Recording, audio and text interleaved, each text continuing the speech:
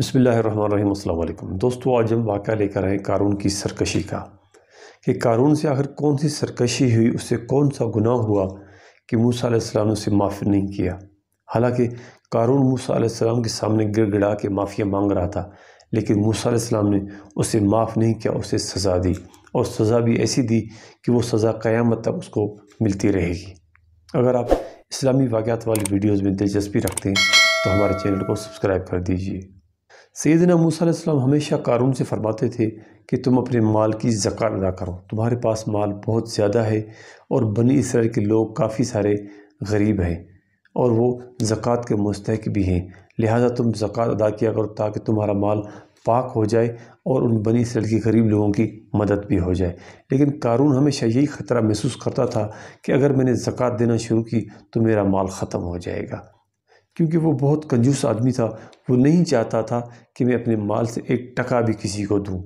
इस दफ़ा कारून ने बहुत ही घटिया चाल चलने का सोचा ताकि मैं मूसा अलैहिस्सलाम की पब्लिक के सामने इंसल्ट करा दूं, ताकि मूसा अलैहिस्सलाम अगर दोबारा मुझे ज़कात के बारे में कहें भी तो मैं उसकी बात न मानूं और लोग मूसा अलैहिस्सलाम के ऊपर तनकीद करें, मेरे ऊपर कोई वो बात न करें। तो कारून ने एक औरत को तैयार किया कि जब मूसा अलैहिस्सलाम अपनी कौम से खिताब कर रहे हों, जब अपनी कौम से तकरीर कर रहे हों, तो उनके ऊपर बदकारी का इल्ज़ाम लगा देना, उसके बदले में मैं तुझे बहुत ही माल और हीरे जवाहरात दूंगा। वो औरत कारून के झांसे में आ गई और मूसा अलैहिस्सलाम के ऊपर बदकारी का इल्ज़ाम लगाने के लिए राज़ी हो गई कि मैं भरे मजमे में मूसा अलैहिस्सलाम के ऊपर ये बात करूँगी। कारून ने कहा, तुमने सिर्फ ये बात करनी है, आगे मामलात को संभालना ये मेरा काम है। जब मूसा अलैहिस्सलाम अपनी कौम से खिताब कर रहे थे, उनसे तकरीर कर रहे थे, उनसे वाइज़ कर रहे थे, तो वो औरत खड़ी हो गई। वो औरत मूसा अलैहिस्सलाम का जलाली चेहरा देखकर घबरा गई, क्योंकि मूसा अलैहिस्सलाम एक जलाली पैगंबर थे। वो बनी इसराइल के गुनहगार लोगों को सज़ाएँ भी देते थे।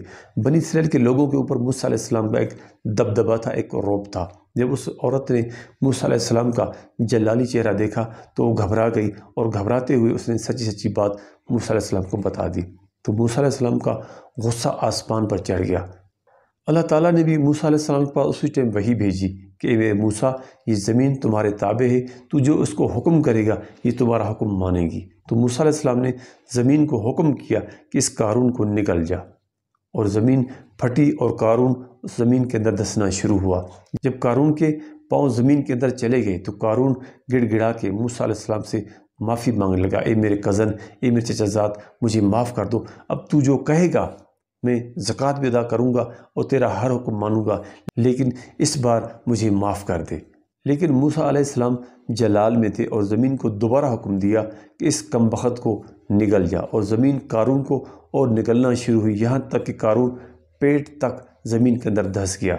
और फिर कारून मूसा अलैहिस्सलाम से अर्ज़ करने लगा, ए मेरे चचाज़ाद भाई, मुझे माफ़ कर दो, इसके बाद आप जो भी कहोगे मैं आपका हुक्म मानूंगा, आप जो भी कहोगे, जितना भी कहोगे मैं ज़कात अदा करूंगा। लेकिन मूसा अलैहिस्सलाम का जो जलाल था वो आसमान पर पहुंचा हुआ था। मूसा अलैहिस्सलाम ने ज़मीन को फिर हुक्म दिया कि इस कमबख्त को निकल जा, और कारून ज़मीन के अंदर धंस गया। तो मूसा अलैहिस्सलाम ने कारून को इसलिए माफ़ी नहीं दी कि कारून ने मूसा अलैहिस्सलाम की गैरत को हाथ डाला था, उनको अपनी कौम के सामने वो रुसवा करना चाहता था, इतना घटिया उसने इल्ज़ाम लगाया था। और कारून क़यामत तक ज़मीन के अंदर धंसता रहेगा।